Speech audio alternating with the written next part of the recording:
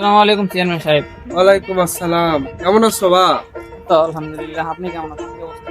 আছি আলহামদুলিল্লাহ। শুনছো এবার মনে হয় আমি ইলেকশন করতেছি? শুনছি মানে আর বলেন না, এলাকা তো পুরো গরম। এখানে তো শুধু আপনার নামই, শুধু ভুট্টু চেয়ারম্যান আর ভুট্টু চেয়ারম্যান।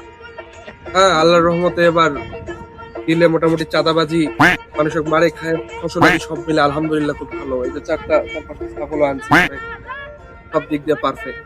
এই নাও হাবলুর জন্য একবার সর্বদা নাও। কেমন স্বাদ? প্রভুত্ব পুরো করা। খাও খাও। এই ভালো করে কথা খাওয়া। শরবত দিয়ে এত স্বাদ আমি তো আগে জানতাম না। এক গ্লাস শরবত খায় পেট ভরে, মন ভরে না। এক গ্লাস লাগবে? হ্যাঁ হ্যাঁ, আর এক গ্লাস দে।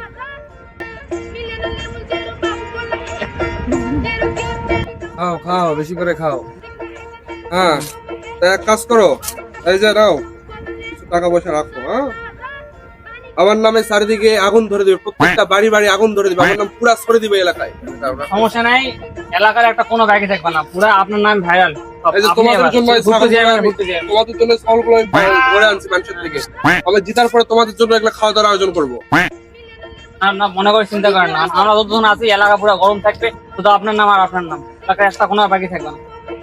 এক গ্লাসটা আচ্ছা না।